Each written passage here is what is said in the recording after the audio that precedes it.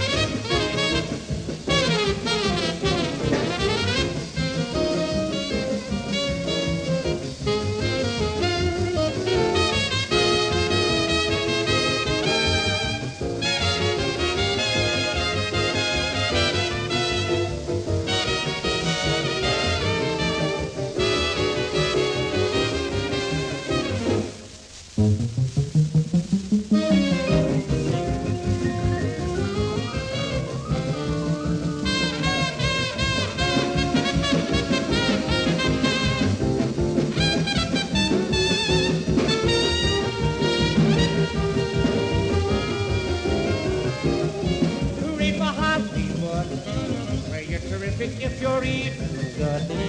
Oh, to be an actor, see Mr. Factor, you make your kisser look good. Go out and try your luck, you may be Donald Duck. Hooray, hooray, hooray for Hollywood.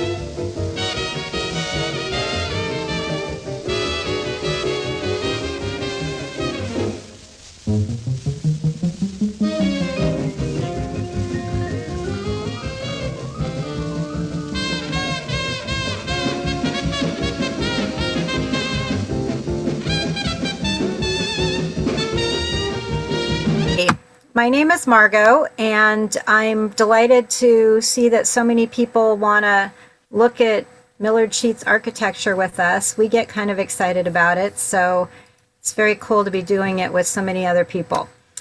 So we have a great program tonight. You just saw some wonderful footage by Angie and Chris Snyder, who have a drone and have been flying over a lot of Hollywood buildings, and it was kind of the first time I'd ever really seen how that building sat on that site in such a unique way. So we're really privileged to have gotten a chance to see that. So who am I? I am a board member of Hollywood Heritage, and I sit on the Preservation Committee. And some of you know me from my role with the Art Deco Society, but today we're talking about mid-century architecture, which is not what I usually talk about, but it is also something I love. So before we get started, I just want to mention that Hollywood Heritage has a program coming up on March 16th, which is a screening of the film The Silent Enemy from 1930. And in the Hollywood Heritage Museum, there's going to be a screening of a print with the original score from the print collector that we all know and love, Stan. So I hope you'll come to that on next Wednesday, and that is an in-person event. So the reason we're talking about this building tonight is because Hollywood Heritage has applied for historic cultural monument status for the building. And what that means, for those who don't know, is that we are using the public program of the city to identify a building that has important architecture and is involved an architect that is a master architect and is an intact representation of a certain style of architecture. And that's a long process. Katie Ahmanson, who's going to present in a minute about the building, presented back earlier this month, but the next hearing that we have, we've just learned, is probably not going to happen until June. We originally thought we were going to be heard next week, so we thought perfect timing. We'll tell everybody about the building, get them all excited, and then everybody's going to write a letter to the city. So the good news is you can still get excited and you can still write a letter to the city now, or it's really an email. You can mail one, but you can send it by email. But the point where we might ask you to call into the meeting isn't going to happen until June, and we will promote that on our website. The program tonight is a function of the branch of Hollywood Heritage that deals with preservation. We have the Preservation Resource Center on Hollywood Boulevard, which we hope to open again soon. Some of you might have heard about the wonderful model of Hollywood that we have from the 1930s. And that's a place where you can go to learn how to research your house if you want to write a monument application for your house, and many other things. So that website is hhprc.org, and that's where you'll find information about when we go back to cultural heritage to make our case for this building. And I will put that in the chat too, so you don't have to memorize it. So we hope that you'll actively call in to the meeting if it's still on Zoom, or go in person, that you'll write an email, etc. So this is a site that's very important to Hollywood Heritage, and so we are going to trace it from its earliest days all the way up to the mid-century, and then I've just kind of spoken about what's happening right now. So the first presenter tonight is Mary Mallory, who's an author and historian and a longtime Hollywood Heritage board member. She's been the secretary for a while, and she also sits on multiple committees, preservation and the museum programming committee. And so she's going to tell us why this site is important to Hollywood Heritage and the connection between our museum space and the barn, the barn and this site at 1500 Vine Street. So I am going to bring Mary up, and I'm going to have her share her screen, and I'm going to go away. So we're going to talk about Sunset Vine before the Chase Bank. In 1901, And Mary, Colonel before Robert you get Northam, land baron, purchased citrus land.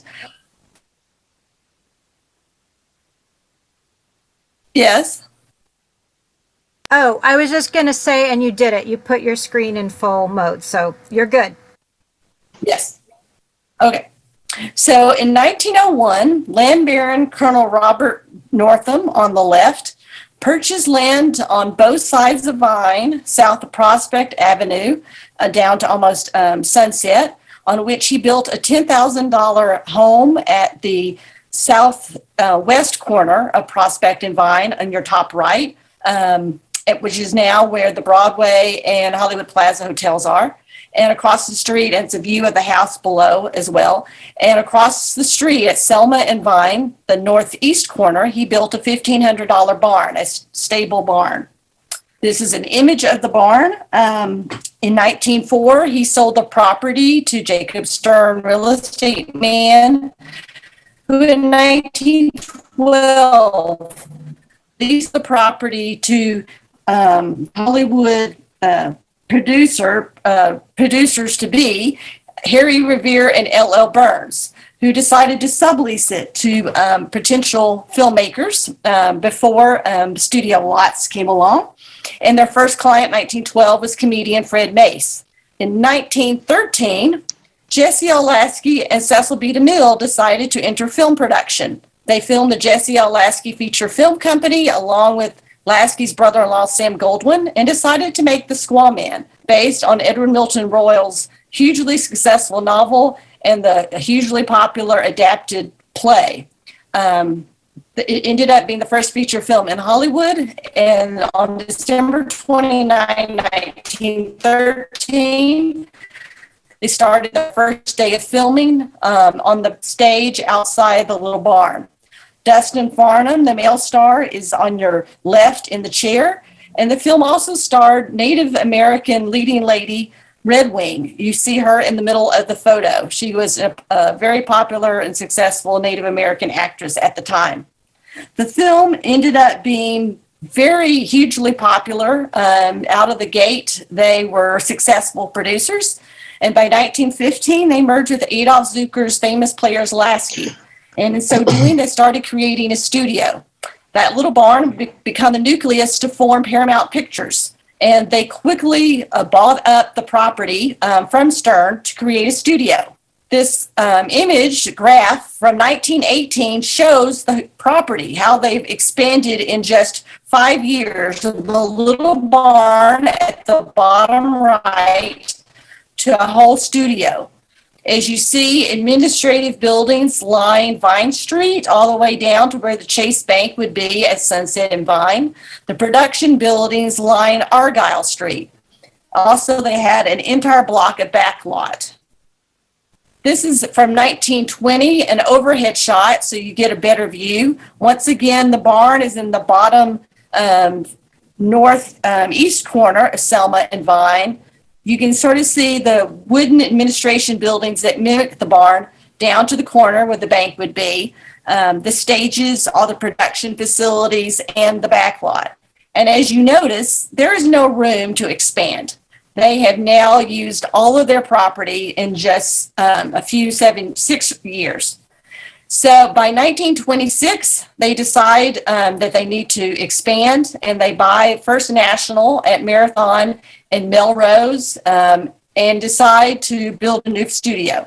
They move the little barn with them, which becomes a gym, and they demolish the property because actually at that point, this studio was obsolete. The technology of filmmaking had evolved so much in just 10 years, it was not viable, but also they hoped to use the lot for other purposes. It was leased out to various things, including a Carpenter's Drive-In and a used car lot. But in 1937, NBC, National Broadcasting Company, decided they needed one major West Coast radio headquarters. They had offices in San Francisco and at Los Angeles, basically on Melrose, in front of what is Paramount, which later became KCAL TV station and that type of thing. Well, NBC's newsletters and trade papers at the time said that NBC engineer O.B. Hanson was the designer of the building, along with John C. Austin Engineering Company. And as you can see, it's a beautiful, streamlined, modern structure, very horizontal lines, anticipating the future, forward-looking, showing that they are ahead of the game. The elevation is on the left, and the John C. Austin ad is on the right. It was a $2 million structure. They announced it in 1937, and they did a opening in October 1938. It included 8 studios, 4 that recorded live with audiences and 4 that could tape. It's looks white in these images, but it was also it had a soft blue-green color. They said that was to keep the glare off and also to blend in better with the sky and the land, the landscape. And from either day or night, color or black and white, it's beautiful. Here's the brochure when it opened. You see how it's just an imposing structure there at the corner, lining both streets, Sunset and Vine, the master control room. And long before we had Millard Sheets art, we have beautiful art in the building. Connecticut artist Ed Trumbull designed this dazzling 3-story mural called The Spirit of Radio in the soaring there in the main entrance. This is where a guest would enter. They could see through glass, double pane, soundproof glass, the main master control booth for the studio, radio studio. But they saw this great mural promoting the history of radio. So we are foreshadowing art. We are also showing that this location has always included buildings of cultural, social, and architectural and artistic significance. Once again, as I said, it's beautiful day or night, color in black and white. It looks white in the color image, but you can see that the wall was a dark green color and the concrete was red. So it was colorful as well, would draw your attention. And then the beautiful black and white, those lines, the horizontal and vertical lines just made it gorgeous at night. Well, Frank Capra obviously decided that the building was a beautiful building as well, because in 1940, he employed it both as an exterior and interior location for his film Meet John Doe, starring Gary Cooper and Barbara Stanwyck. Here we see the exterior of the building showing Meet John Doe, hear John Doe on the radio that night. And here we have two interior images. They're going into Studio A on the left, and you see these beautiful details of the time clock and the standby sign on the right. So this is the only film that I know of that featured the studio, but it gave it a worldwide and significance. And it's interesting. It stands in for an unnamed Midwestern city with the call letters WBN, though of course it's on the West Coast, which would start with a K, and is NBC. So unfortunately, radio has a heyday of like the 30s and 40s. NBC stars like Bob Hope, Jack Benny, Charlie Bergen, Edgar Bergen, and Charlie McCarthy. But by the 50s, television is now king. NBC builds a television master control out in Burbank and start pulling away from this facility. By the 60s, they would demolish it and make it available for other things. So as now we will go on to the rest of the story concerning the property. And just one moment. And hopefully, thank you, Mary. That's great. So yes, it pains me to see that Art Deco structure is no longer with us, but Hollywood Heritage and the Art Deco Society and the LA Conservancy had not been formed yet. So there was nobody to save that building. The next presenter is Katie Ahmanson, who has a special connection to the Home Savings and Loan Bank, which was what these buildings were originally built for, which she's going to tell you about. And Katie is a USC graduate student in conservation studies. I may have gotten that wrong. I apologize. Katie, you can tell us what you really study if I'm wrong. And she's going to present what she presented to the city to tell them about why this building is important and why we want to save it. So I'm going to now go away and spotlight Katie. Great, thank you, Margot. Yes, my name is Katie Ahmanson, and I am a second-year Heritage Conservation student at USC School of Architecture, so pretty close, conservation studies. Yes, so I completed the nomination for Home Savings and Loans and presented it to the city last month. Oh, sorry, pressed the wrong button. And this is the presentation that I shared with the city, describing its significance as well as its background history and its contemporary integrity and why we believe it should be considered for a designation today. So my great-great-uncle Howard Ahmanson purchased the property as a Hollywood branch for his Home Savings and Loan company, Home Savings and Loan, and construction began in 1967. It was designed by the famed artist Millard Sheets in the new Formalist style and uses artistic details to highlight the history and culture of the local community.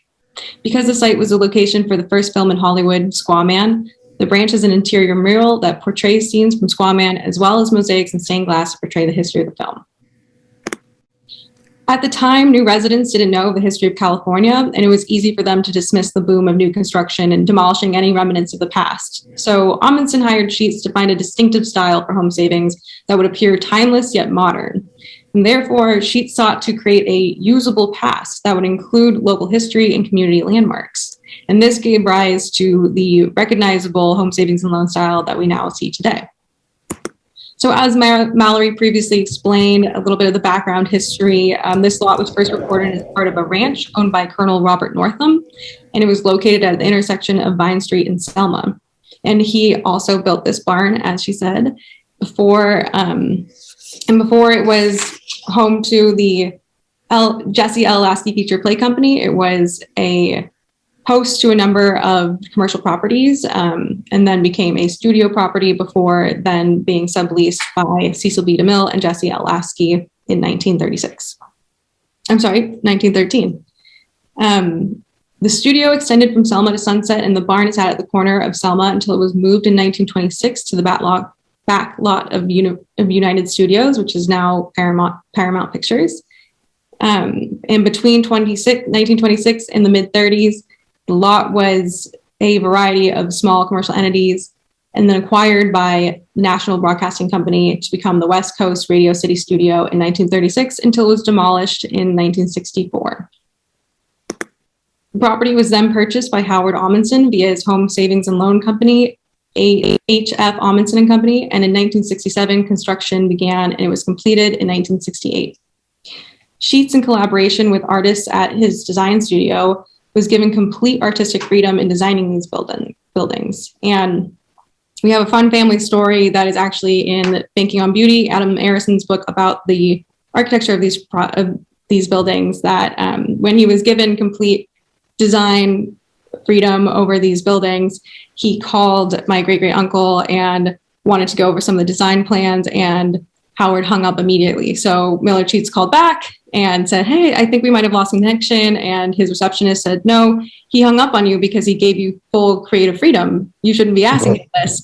And that's how it went. They never discussed the design. They never talked about it any further. And Millard Sheets really got to use each of these buildings as a canvas for his own vision, which is really remarkable. So as you see with other subsequent locations, Millard Sheets employed a 2-story new formalist jewel box design with monumental geometric masses clad in travertine with gold trim, enhanced with mosaics, sculptures, and stained glass that became Home Savings' recognizable identity that attracted customers seeking to build or purchase new homes during the Southland's post-war building boom.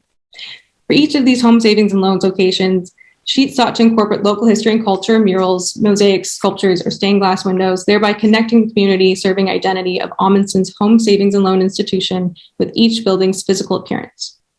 The same structure has remained on the lot to present day, and although Home Savings and Loan Company no longer exists, its assets were first acquired by Washington Mutual and are currently owned and operated by Chase Bank. So as part of my research for the nomination, and as part of the standards for historic eligibility, we have to assess the integrity of the building.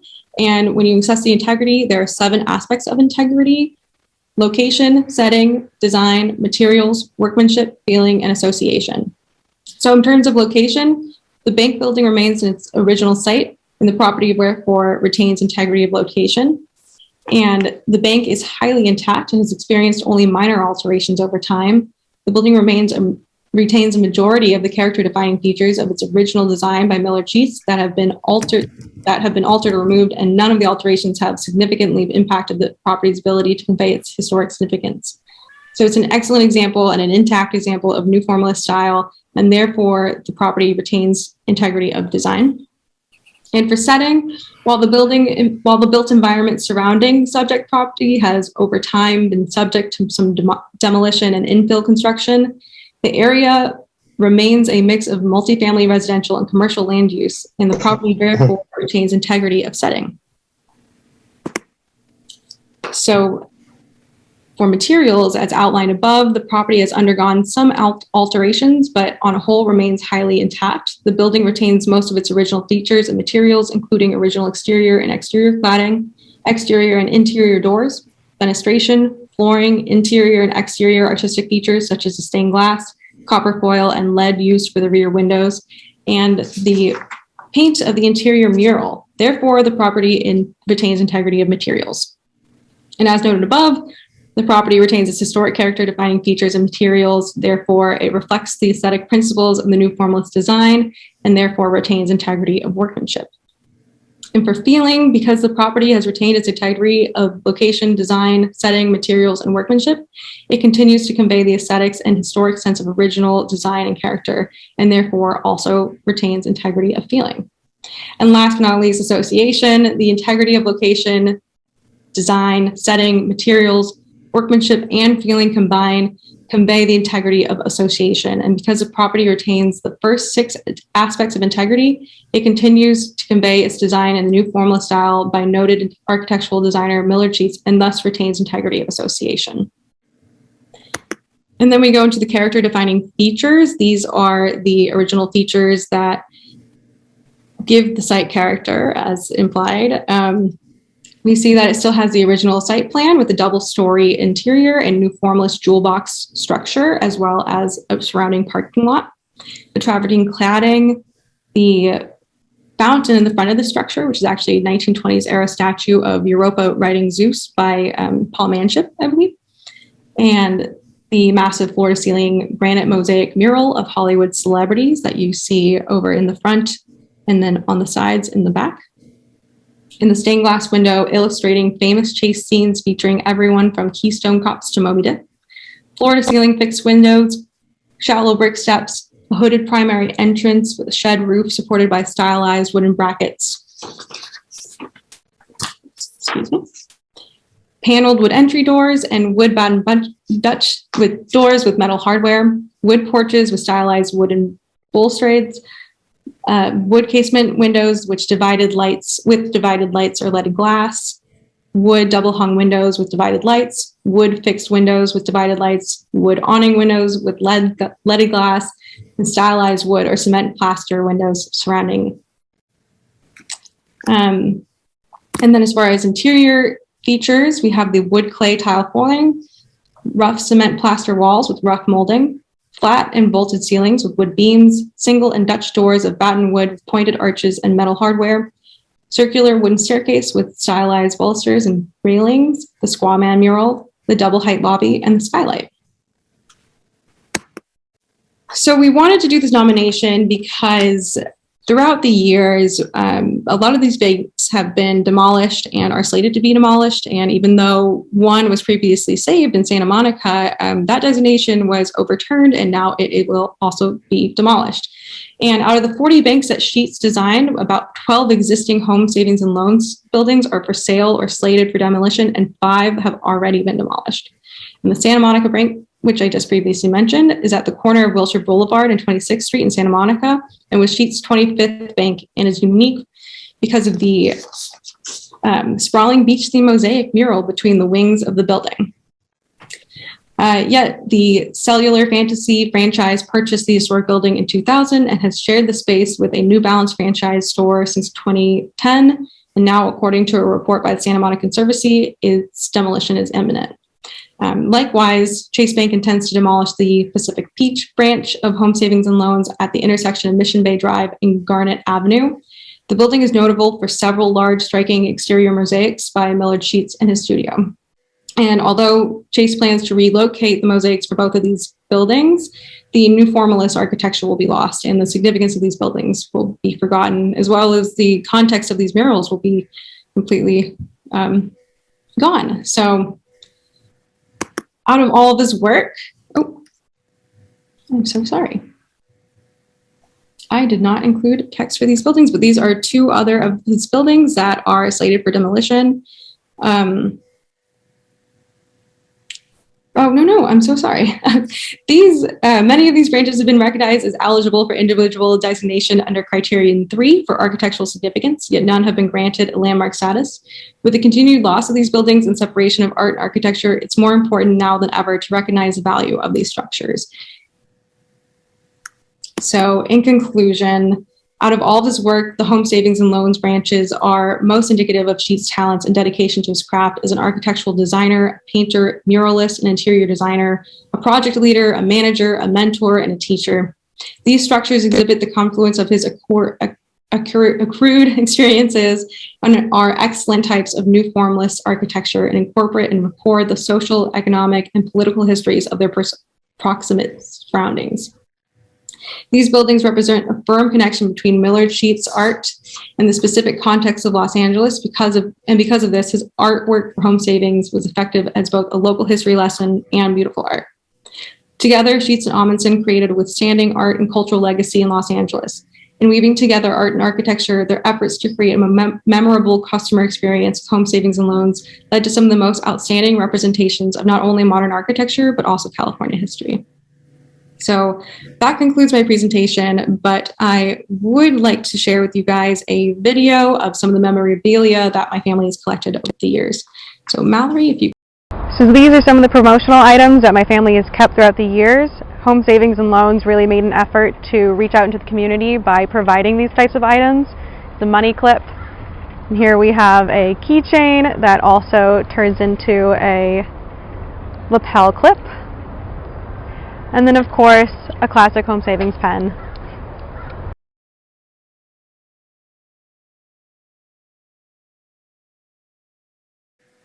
So, Katie, if you have a whole bunch of those things, you want to pass them out as party favors, everyone can put their address in the chat.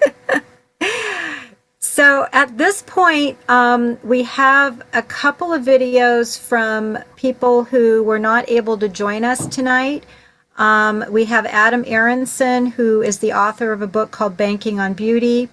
And we also have a woman by the name of Sandy Stewart, who worked at home savings starting in 1969 at that branch. She had a 30-year career with that bank, and she is going to shed some light on what went on in the basement, because a lot of people will say to me, oh, you're doing something on that bank. What went on in that basement? And she is an eyewitness to it.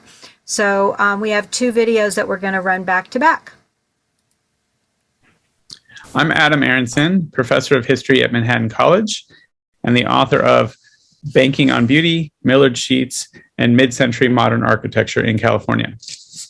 Millard Sheets was initially known as a watercolorist. He had made his name in painting outside in California, and this interest in expanding into art and architecture beyond painting is one of the things that I think attracted Howard Ahmanson. Ahmanson, according to the stories, called him up one day in 1953 and said, I have two properties, I need buildings, come see them. And they went out to lunch and they drove from downtown Los Angeles out to Beverly Hills, and they didn't talk about the artworks, they didn't talk about the buildings, they didn't talk about anything related to the supposed commission. And then on the way back, Ahmanson pointed out the window of the car and said, here's one property. And then a little while later, here's another property, one in Beverly Hills and one at Wilshire and Serrano. And when they got downtown, Ahmanson said, so, do you want to do the project? And Sheets said, well, what's the project? You haven't explained anything to me. He said, well, just build a building like you would do it yourself. And Millard Sheets very quickly realized he needed a lot of help. He ended up quitting his job at Scripps College, but he took a number of the students he had had at Scripps, and they became the people who helped do this work. Susan Hertel was sort of his right-hand person throughout the project. She had been a student at Scripps. Nancy Colbath was another student. They both worked on mosaics and painting. Right around 1960, 1961, Dennis O'Connor came from England to Claremont, California, where his wife's family was from. And he had had a training in sculpture and in drawing, and he became the sort of master of making the mosaics even more lively, like we see on the home savings branch with all those masterful hands and bags and all that. That's really the work of Dennis O'Connor, taking the original designs, which Millard Sheets created, and translating them into mosaic in a way that is really amazing. So as Ahmanson continued to be happy with these branches, he also had a way to expand home savings and loan. Within 3 years, it was the largest savings and loan in the country because it was allowed to buy up other home savings and loan type businesses all through Los Angeles and Orange counties. And as it expanded, he realized he wanted to create new buildings and have Millard Sheets create these landmarks in the local communities. The original buildings they had been just whatever building the previous savings and loan had been occupying. But by around 1960, they started building new buildings. So the buildings in Arcadia, in Burbank, in Whittier, in Buena Park, in Lakewood, they were all designed by the Sheets studio within the course of a few years. And that's the period where Sheets and all the artists were working full-time on this project. They really didn't have time to work on anything else because there were so many demands from Home Savings and Loan and from the Ahmanson family to create these locations. While a lot of the early ones have this sense of family or relaxation, by the time they were building in Pasadena and Lakewood, and then definitely by Hollywood, they wanted to reflect something about the local community as well. And that becomes the pattern, starting with the Hollywood branch all the way forward. And there end up being almost 200 of these, and they're built until 1991. As they expand all through California, and then through Missouri and Florida and Ohio and Illinois, and one in New York City, they want to reflect something about the local community. They want to make sure that they become a local landmark. And so in a place like Pasadena, the history was well known, and of course they picked the Rose Parade to put inside on a mural there. But other locations didn't, Lakewood wasn't necessarily, it was a brand new community when they were building, right? It was just a new suburb being built in that moment. And so there wasn't an obvious thing to choose in terms of the local history. So in Lakewood, they put on the original branch, which was then torn down, and then there was a tower, which has now been renovated as well. But on the original branch in Lakewood, there were sailboats, and there were people in bathing suits trying to talk about the closeness to the ocean and the idea that that would be a place you could go to the beach from. In Hollywood, they obviously focus on the history of the entertainment industry. The site had been where NBC's radio studios were originally, and before that, where the Squaw Man, which was the first moving picture filmed in Hollywood, was filmed. And so they wanted to reflect that history. They wanted the site to be a memorial, and a commemoration of all the things that movies and television had accomplished. We now have an Oscars museum in the last few years, but there wasn't that. And so in many ways, the facade and the back of the Home Savings branch in Hollywood is trying to capture who was important in the history of Hollywood in that moment. And it went all the way back to people who were dead, and it included people who were still alive, like Julie Andrews and others. And there are these amazing lists in the archives of all the people they considered in the different categories: actors, directors, producers, and they're cross-outs, and they're checking spelling and doing all kinds of work to make sure that the many, many names that get listed alongside the images of people like Charlie Chaplin and others on the bank, that they're spelled correctly, and that everyone who should be recognized is being recognized. So the branch was going to be finished in June of 1968, and the plan was to have 3 big public events to welcome the branch into the Hollywood neighborhood and to get attention from all the various audiences that they wanted to pay attention to Home Savings and Loan and this beautiful building. There was a plan for a Hollywood VIP event that would focus on studio executives and construction firms and other people who might want to do investments or loans through the location.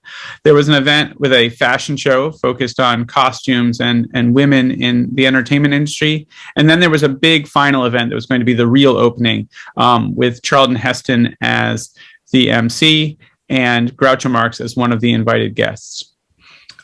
Some of these events did happen, but unfortunately on June 4th, 1968, when Robert Kennedy was assassinated in Los Angeles, they decided to postpone the June 6th event with Heston and Groucho Marx. And then Ahmanson had a trip scheduled to Europe right after that. And unfortunately, when Ahmanson was in Europe, he had a second heart attack that proved fatal when he was in Belgium. So by the time that his family had had a funeral and the bank had already started functioning, there wasn't really a large event held in the summer of 1968 around the opening of this branch because of all the events that had changed things so dramatically. So after Howard Ahmanson dies, he'd been the person who kept approving this, and he was really the person in charge of Home Savings and Loan.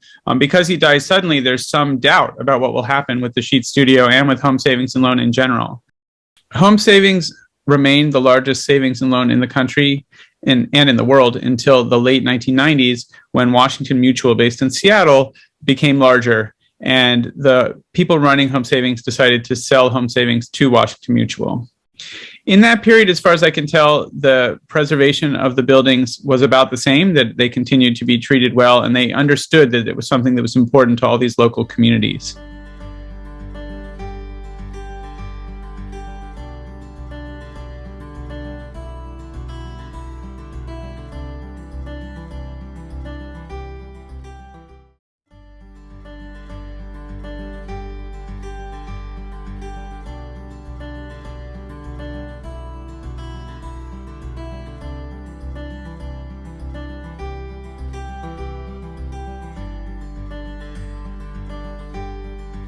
But we were told that because of Howard Ahmanson's affiliations with certain organizations, and he was, of course, such a huge supporter of the arts, which is why he made this, I assume, one of the artistic masterpieces of the city, is that he had connections with different organizations. And in the basement, there was a large basement. If I'm not mistaken, it was larger than than the footprint of the building itself. So it spread out even further underground, as I recall. Our lunchroom was down there, which was a huge lunchroom for today's world. You know, it was a very large lunchroom. And but there were two other distinct spaces that were offered, I was told, free of charge to a couple of organizations that he had connections or friends that were associated with. One of them was you're going to laugh. One of them was a magician's museum and performance space. And it had some name like the Magicians Association. I don't know what it was, but it was quite elaborate in that it had a small version of a wax museum with the various magicians in the past. Like there was a wax figure of like Houdini in a little tuxedo, you know, with chains and things. And people could walk through there. It wasn't open to the public. It was quite private. And you could walk through there and there would be little placards saying what the scene was. And there would be all different magicians, most of whom I'd never heard of, but we've all heard of Houdini. And in addition to that, there was a good sized theater for performances. And this association, this Magicians Association, would come in on evenings or weekends and actually do small performances for their small elite group. There were actually red velvet theater seats, a red velvet curtain with gold trim, and it was a whole theater and space for people, magicians, to meet. So that was interesting. And then there was another space called some sort of Radio Broadcasters Association, which we couldn't go into. It was very private and elite for whoever went in there. And it had apparently very early radio equipment that was used by this Radio Broadcasters Association.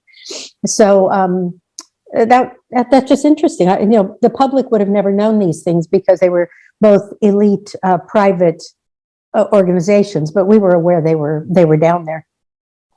So that is kind of interesting, I think, that people wouldn't have known. Both of those organizations moved out, I think, well before the acquisition of Washington Mutual and relocated somewhere else or closed down. I don't know what happened to them, but it was very interesting for us as employees. And because the company obviously knew about these spaces, not only would they often have big company-wide events at the branch, because everyone from all different branches around the area would want to come to the Hollywood branch. They'd maybe never been there, or it was just exciting to come to Hollywood. So we would have events there, and very often that magicians area in particular would be opened up for these events. And I'm talking about recognition events for employees from the area and that sort of thing. There was a very elaborate one there in 1986, I remember, where they bussed in people from all around the area and flew in people from out-of-state branches, because we had branched out of state by that point, and they all dressed up and came to an event there at the Hollywood branch called the Best of the Best, and the employees got to go there and see it. And they opened up the Magicians Theater, and they had magicians down there. And Home Savings was always very, at least internally, we knew, very well known for bringing in like old time celebrities into these events. So I remember being there and sitting at the same table with Dorothy Lamour. So that was funny. But they would bring in people that, because we had, I would have to say, a older clientele, because those were the people most likely to want the safety and security of a well-known, solid Los Angeles-based bank. So we would have people like David Nelson or the Lennon sisters, and like I said, Dorothy Lamour, an odd assortment of older celebrities that clients and even employees would be very excited about seeing. So so that was that part of it. I think I had mentioned that I have I absconded with this from the branch one time. I don't think it was while I was working there for those first 4 years. I was also the regional manager there after I had been promoted a few times in the mid to late 80s. And I was thrilled, of course, having started there, to come back as the regional manager for that branch and the territory. But one of the manager who was there said, "Oh, we found these old booklets in a drawer." There were like 3 of them. And I said, "Well, you know what? I'm going to take one. You know, I'm in charge. Who says I can't?" And I'm so glad I did, because who knows where the others are. But this is called From Oranges to Oscars. And it was the PR piece, I assume, for when the branch was opened. And it starts with, the pictures of the orange groves, and then an aerial shot of NBC when it was there. And then it goes on to have a picture of Howard Ahmanson with plans in front of him, as if he was planning it. And pictures of celebrities who were radio and TV early celebrities. But there's one line in here that I especially like. It talks about how he chose this property on the corner of Sunset and Vine. And he purchased it himself.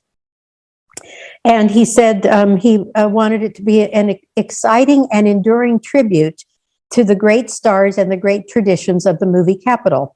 And then in quotes, Mr. Ahmanson said, "Civic leaders have expressed Hollywood's need for such a monument."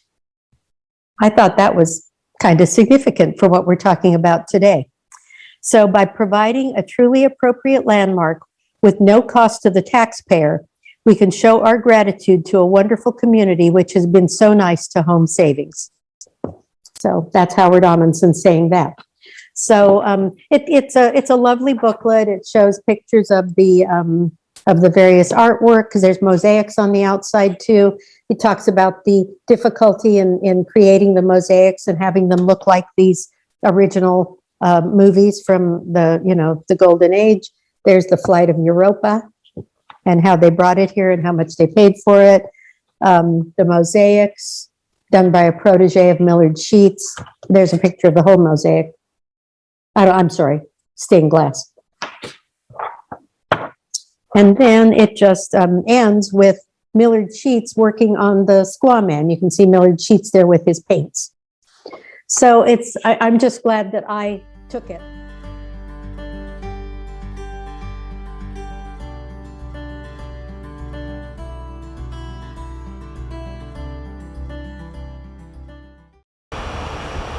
So Angie and I are kind of obsessed with these oral histories. So if anyone has some good Los Angeles history, you got to call us up. So our next guest is the esteemed author and architect and architectural historian, Alan Hess, who's going to tell us some more about Millard Sheets. Thank you, Margot. I'm really glad that Hollywood Heritage is focusing on this building in these different ways. This is an important building. It's an important example of California modern architecture. Oftentimes we think of modern architecture as epitomized by the case study houses or Richard Neutra, but that's only a narrow part of the spectrum of the creativity in modern architecture, especially throughout the 20th century. And this building is just such a great example of that. Now, we think of Millard Sheets, of course, as an artist, and he was a very young, very dynamic, and recognized very early in his career. But he was also an architect. And as an architect myself, I've been fascinated to see this side of his work, that he combined his talent as an artist and his talent as an architect. Now, he wasn't ever a licensed architect, but he did design buildings. He worked with a couple of other architects, Rufus Turner, S. David Underwood are a couple that he worked with, who would be the architects of record to sign off on these things. But these are Millard Sheets designs, and you see the connection to his art as well, which was distinctive in its own way as well. He actually designed quite a number of buildings, Otis School, many offices, several houses, especially out in Pomona area. The Ahmanson Insurance Company building that Adam Arenson talked about was his first for Howard Ahmanson. There are drawings of it, but it's gone now, replaced by the Ahmanson Center on Wilshire at Western, which was designed by Edward Durrell Stone. So he also designed theaters, campus buildings. So we can see him as an architect. One of his most fascinating projects was around 1940, before World War II, when he designed a series of airfields for training pilots before the start of World War II. One of these still is in existence out in Chino, but there were quite a number throughout the West, Phoenix and other cities. And Millard Sheets designed the airfield, the dormitories, the dining rooms, the offices, and he also adorned them with his art and even furniture as well. Now, as I said, we think of modernism as the case study houses, but I really hope you can go away from tonight's program realizing the wide spectrum of creativity and that Millard Sheets brought to modern architecture. These home savings and loan buildings that he designed are not steel and glass. They're not light or, floating above the city as case study house number 22 by Pierre Koenig does. Great architecture. There's a very different sense of it.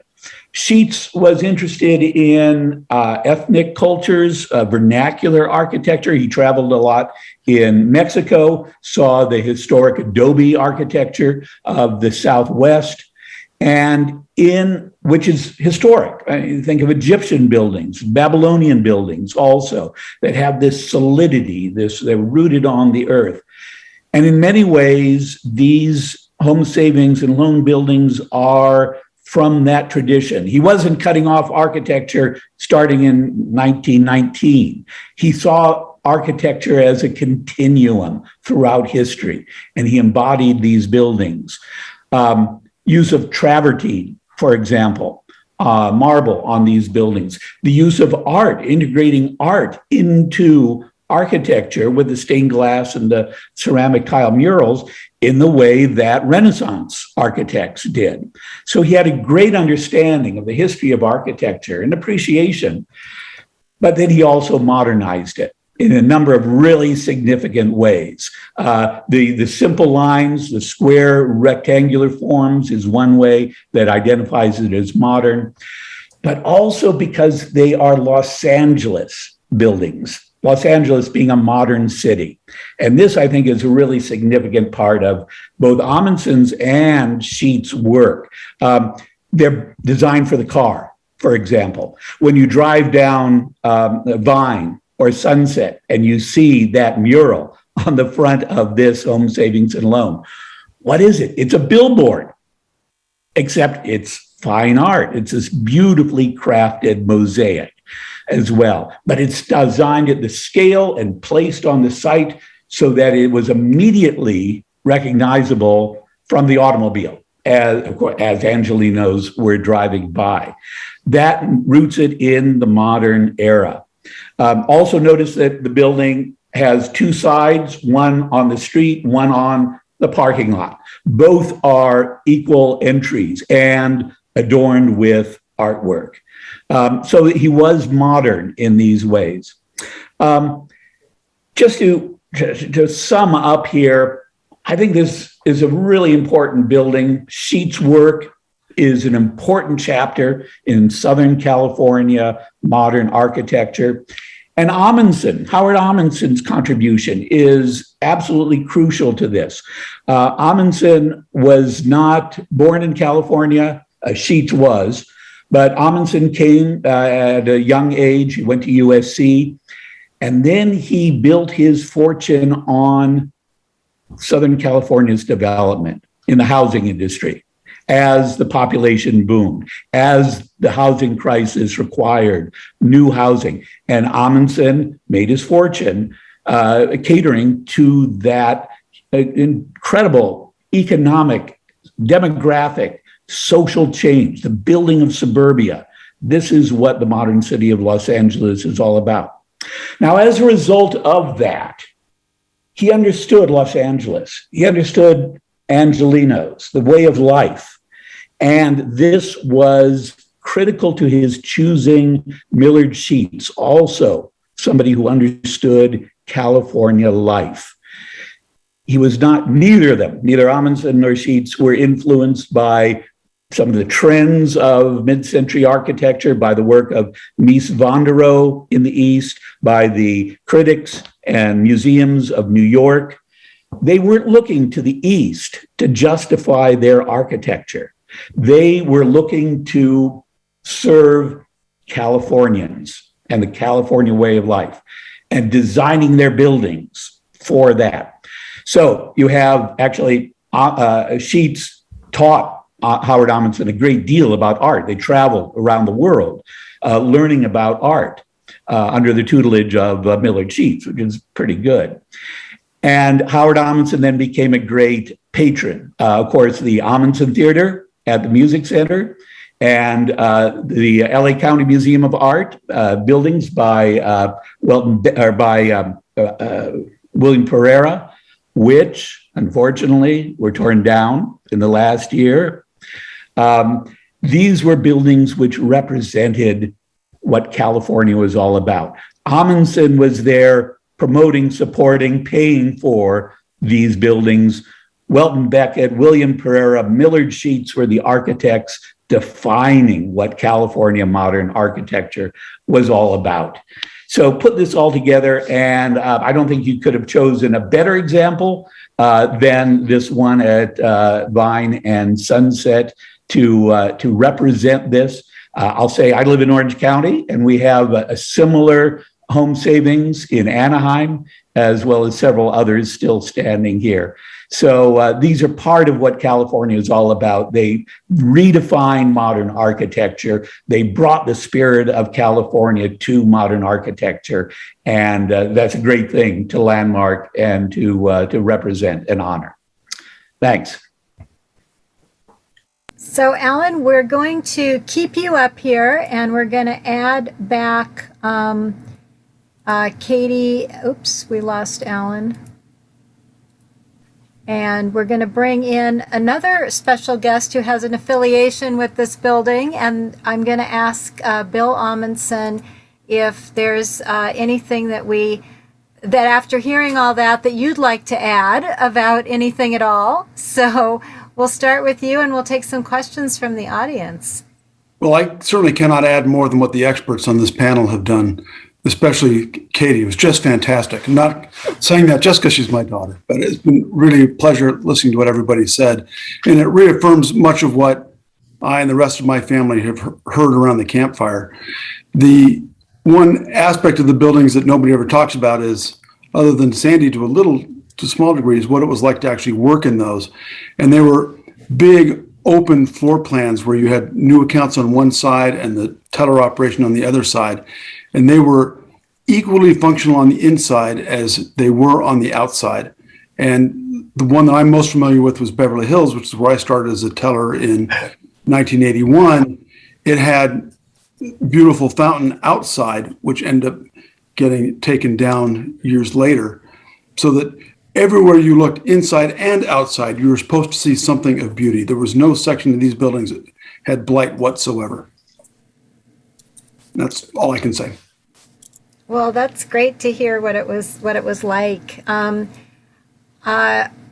So does anyone know, I don't know if you would know this, Bill, but was it the International Brotherhood of Magicians? Was that the group that was in there? I don't know. I know that the radio group was Pacific Pioneer Broadcasters, but I don't know about the Magicians group. That last name that you said does sound familiar. Okay. The Magicians remain mysterious. I don't know if anyone knows, but William Graff is asking, what is the current state of the basement theater and rooms? Does anyone have any idea? I don't think There was any. an electrical incident that happened a couple of decades ago that made the whole area a toxic waste area. It has since been cleaned up, but everybody, including Pacific Pioneer broadcasters, had to move out of the basements. So I would imagine that anybody else down there would have to have done the same. Interesting. A transformer blew, if I recall correctly. Okay. Any other questions from the audience? We have John Bernstein is asking about the story of the time capsule that was apparently unsuccessfully opened. I don't know, maybe somebody who's on this meeting with us might know more about the time capsule. It did go in under the Washington Mutual, the brief time that Washington Mutual was occupying the building, but I don't know about the time capsule. So I guess, so Alan, this was Millard Sheets, sort of, he retired kind of during some of they were still building these, but he kind of turned it over to other people. Is that what happened? Yes, of course. Millard Sheets always was an atelier. He had Sue Hertel and Brian Worley and others working with him on the many projects. And after Howard Ahmanson's passing, Sheets continued to design these, but over time, he phased out of designing the buildings. Other people took over, but still Home Savings continued the idea of having art integrated with the architecture, which of course is why we still have these great buildings on the streets. Okay, we have Fran Offenhauser has a question. So we know it's going to be a good architectural one. Actually, no, it's not a question. I just wanted to thank each and every one of you certainly for opening my eyes and helping me appreciate both the building itself, the new formalism and its place in California history, and the connection of your family, Katie and Bill, to really caring about the local community and showcasing it, because this site was the birthplace of the barn and then of Hollywood Heritage. So I'm really, really appreciative and want to thank you. And hopefully all of us can pull together and get behind and be as creative as we can and as serious as both Sheets and the Ahmansons, and getting this building landmarked and keeping it here and not losing it to demolition.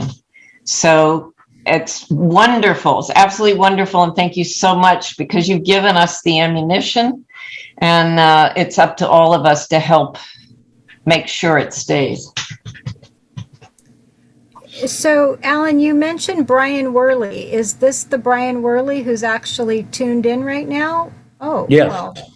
And he has been involved with several recent projects to save, restore, preserve Millard Sheets, especially public artwork. Ah, okay. Tony Sheets, also Millard's son, has been actively involved with that.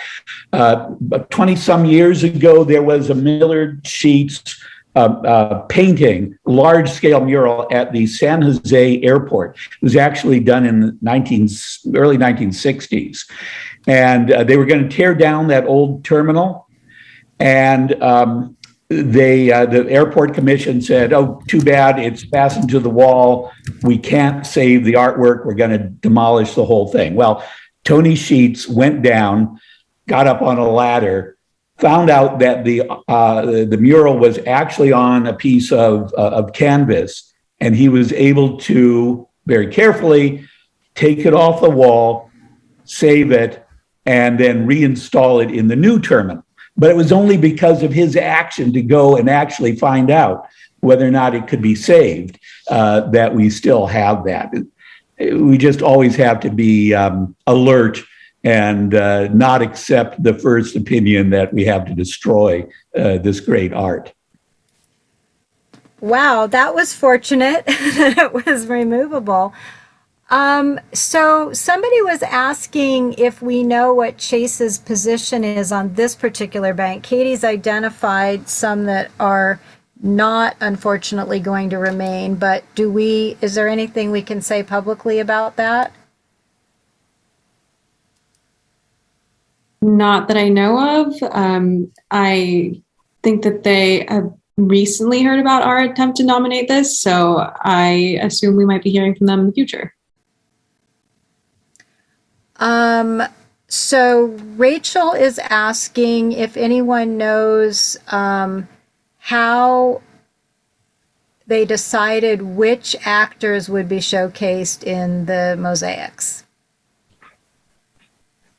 You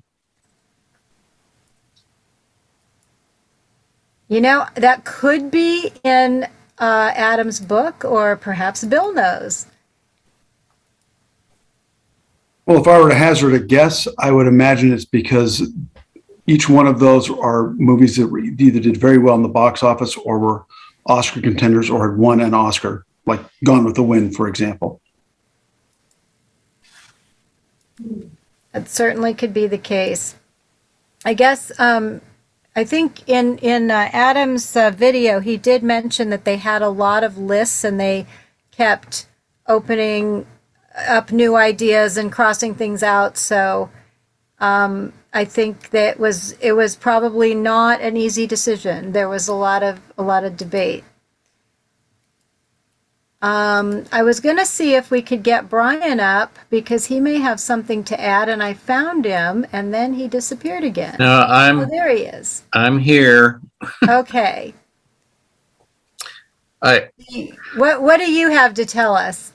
I don't unfortunately have a lot to tell you because this happened before my time, except for my connection to my Aunt Nancy Colbath and my family's connection to Millard. But what I can say is that this building, to me, is one of the most quintessential designs that Millard did in terms of tying a community to the architecture. And it was done exquisitely. And it would be a crime for this building to be taken down. I've been working to save mosaics. I saved the mosaic in Santa Monica. It's going up at the Hilbert Museum, and it's full circle for me because I worked on these murals, not Sunset and Vine, but Santa Monica as a young college student, and to be able to make it, at least save it, given the problems that Santa Monica had in conserving the building, and the stained glass windows as well. We just really need to do as much as we can to preserve this history, because it was all over Southern California, and it was a very distinct architecture. So, Brian, can you tell us a little bit about how the process was to actually tile those murals? Because I'm very curious. I'm sure others are too. Oh boy, well, Tony Sheets said that the worst week he had was working in the studio, in the mosaic studio. You have to be absolutely patient and understand that you're taking one piece of tile, gluing it to a piece of paper, and knowing that the combined work of 3 to 5 people will result in a mural in 2 to 3 months. and that it will then go to a site and be set on a wall, and it'll be there for all time if, fates allow. That's really interesting. And it was such a gratifying existence for a young artist such as myself, because you were accomplishing great things. You were putting something. It was only one part of the building. I mean, Sue's stained glass, the painted murals inside. It was all just incredible, and it went up and it drew people in. Is there any other project besides these home savings and loans that you guys can pinpoint that took this kind of care and built this many buildings? Is this like highly unusual? Well, I will say that Ahmanson Home Savings and Sheets started a trend. Several other banks in the 60s and into the 70s also incorporated artwork into their buildings because it brought a sense of public, character to the building. It was a gift to the public. The bank wanted to seem to be friendly to the public in that way. But Ahmanson and Sheets were definitely the trendsetters on that idea. It's fascinating. The more you delve into it, the more amazing it is. The woman who spoke about the basement, Sandy, she had mentioned something about how they brought the Squaw Man mural that depicts the early silent film, Squaw Man, because it's related to that site because of Cecil B. DeMille and Jesse Lasky working in their studio on that site. And she said it came in on pieces of paper or something, or it wasn't really paper, probably canvas, and then was adhered to the wall. Does that sound like a process that is how they would have mounted that? That is definitely how it would have been done. The studio painted murals on canvas at the Claremont studio, and they were installed like wallpaper, but then they were touched up for the seams on site. And that's why all of the murals within the buildings that were painted on canvas could be salvaged in any of the home savings buildings. I mean, there are murals that were also painted on walnut veneer, but those could be salvaged too. So there have been some travesties. I think there was a mural in West Portal that was simply painted over. And it is absolutely not impossible to save any of this artwork. Wow. Of course, another of the buildings is the Masonic Temple on Wilshire, designed by Millard Sheets, and just a great deal of his artwork inside. When it was open as a museum, I was just puzzled to see that one of his largest murals on the top floor had a wall built, a new wall built in front of it. So you could, you were looking up at it from like 3 feet away. Not the way to see a public mural. Who knows? I have no idea why. No, well, it was a great thing that the mural was saved, because I was told that wall structurally was really, really poor. And I restored that mural. It didn't take much work at all, but I think the absolute reason was they wanted to create a pony wall or a wall to obscure the mural, so it wouldn't detract from their modern art collection. and so they at least did not destroy it or do I don't know, or cover it.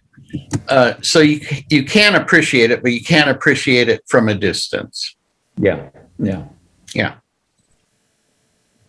I think Katie just got like so much more information she can pack into her nomination, because when you do this process, you have to actually present twice to the same people. And so if you can find new things in the interim, it's great, because then you're like, yeah, I have some new material. So, yeah, because that people had varying opinions on whether Millard Sheets actually ever took a paintbrush to that Squaw Man mural, and here he was. He absolutely would have. Oh, good. I'm glad. Yeah. Early on, Millard and Sue painted murals together.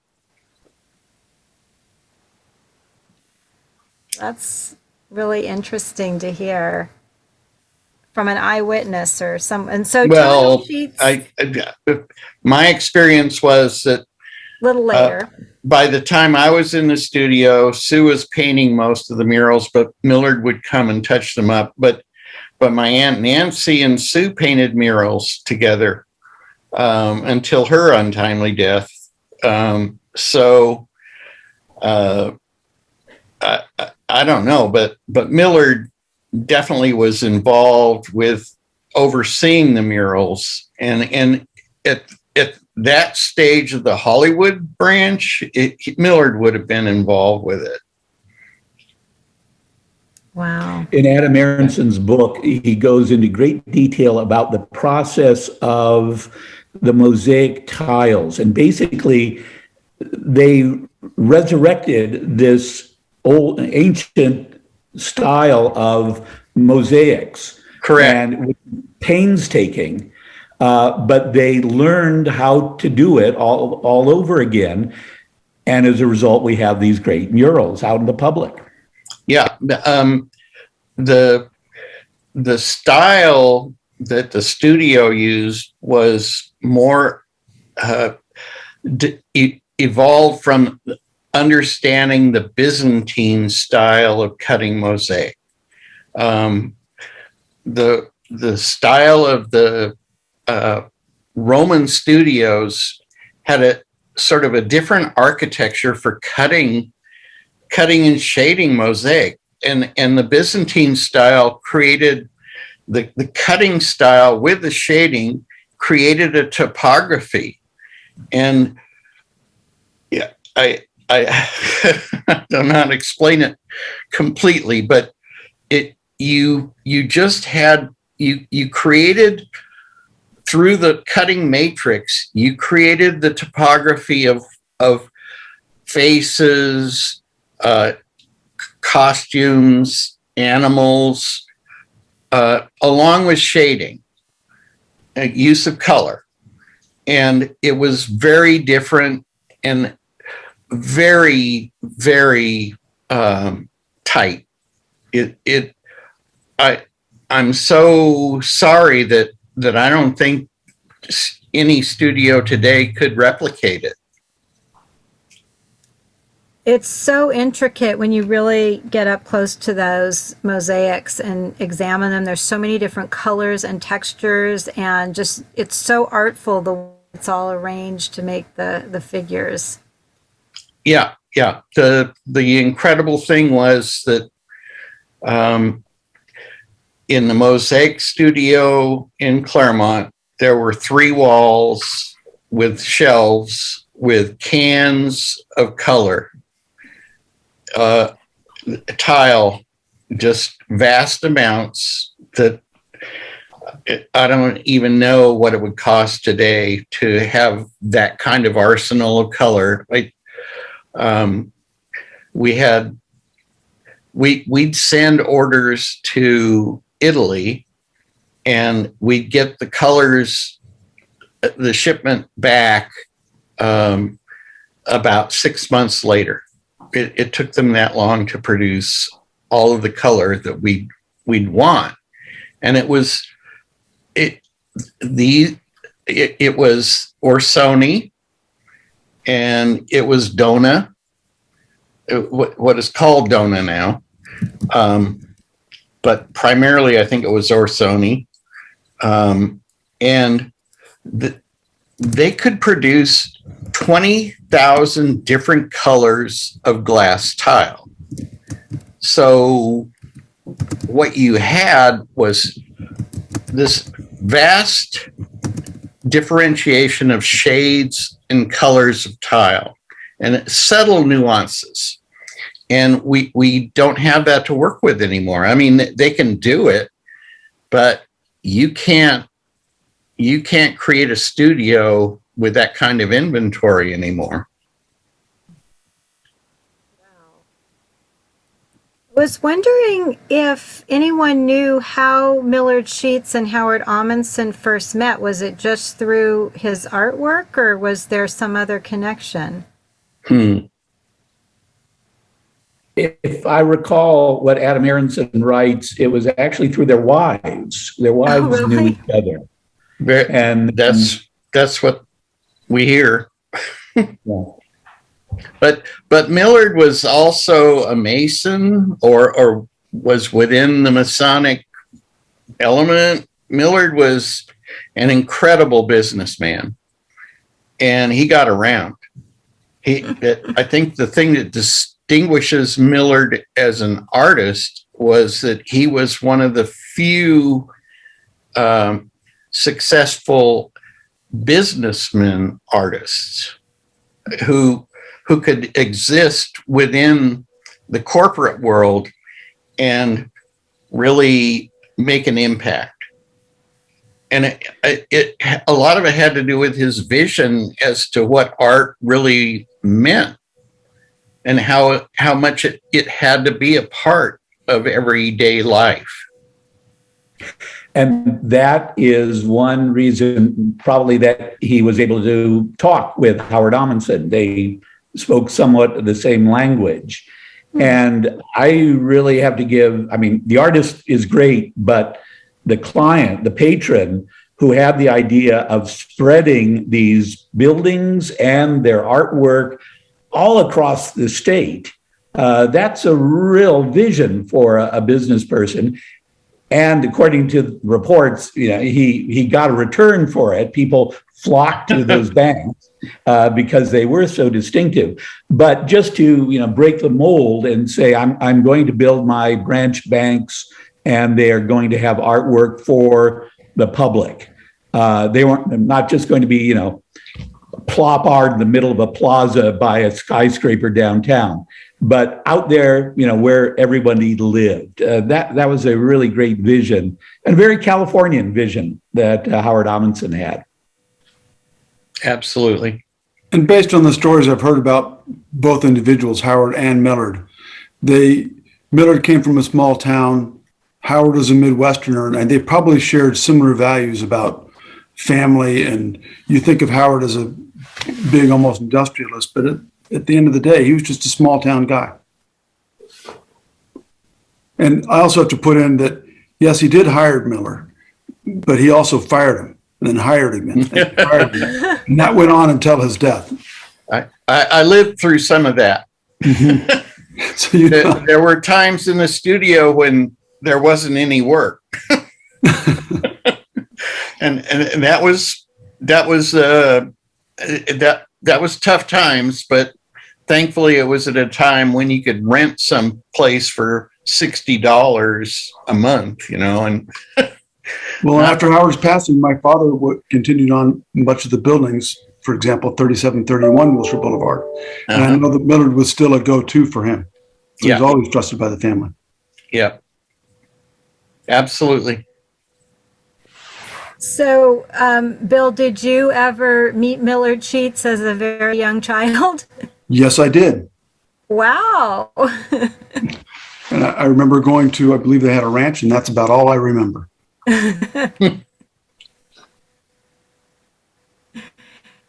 Alan, did you ever have occasion to, I know you know Tony Sheets, who couldn't be with us tonight, something about being on the road in Oregon or something. I spoke with Millard Sheets once on the telephone. I interviewed him for an article I was writing back in the 80s, I think, for a short-lived art magazine in Los Angeles. But I at least have that one contact with him. And so can you guys confirm now, Tony Sheets did actually work on the building as a young man? He was working for his father, this particular building? I don't know. Okay, because Yeah, I I don't thought I know. had heard that from somebody. You could ask him. Well, I really want to thank you all for joining our panel, especially those impromptu guests. This was really amazing to hear all of these stories about the technique of the tiling and the legacy of this idea. I hope more banks will do this in the future. And I hope that we don't lose any more of these home savings and loans. So everybody who wants to help preserve this one and get it landmarked, stay in touch with Hollywood Heritage, write a letter. The city, the city does, they kind of count the letters. And so you'll hear sometimes, well, nobody cared about this, nobody wrote in. So if you don't making a difference, you are, and it'll take you 10 seconds to do an email. Always put all the information on our website so you can kind of use a template. But so many people probably banked here or have stories or know someone who worked here. So you can always add a little personal thing that helps too, because they don't just want a bunch of form letters. So actually, the Ahmanson building at LACMA, was that also would be considered a new formalist building? The one that came down? Yes, that complex has elements of new formalism to it, though it was very distinctive and a very California building, the whole complex that William Pereira originally designed for that, and which, of course, still holds some Millard Sheets artwork in their collection, thank goodness, at least. All right. Well, it was so great spending time with everybody, obsessing over this beautiful bank, and we will stay tuned to find out what happens in June with our second hearing. After we go back to the Cultural Heritage Commission, we actually also have to go to the Planning and Land Use and get a sign off there. And then finally, the full city council has to sign off. So there can be some shenanigans that happens in the city, surprisingly. So it is really important that a lot of people support the building and stay involved with this project, because we can't do it just by ourselves. The city wants to know that people care about these things. And I think it touched a lot of people's lives, right? It's beautiful. So I'm so glad we're doing this.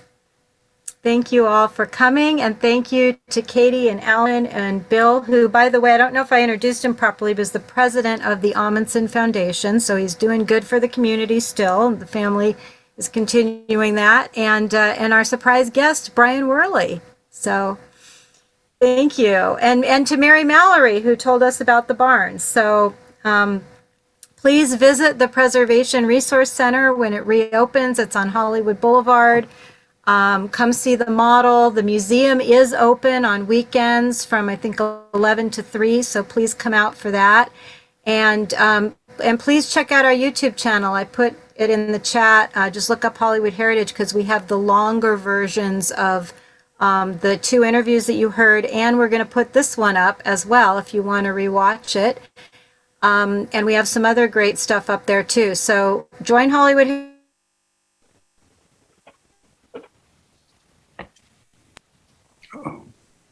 nonprofit, and we need all the help we can get, everybody.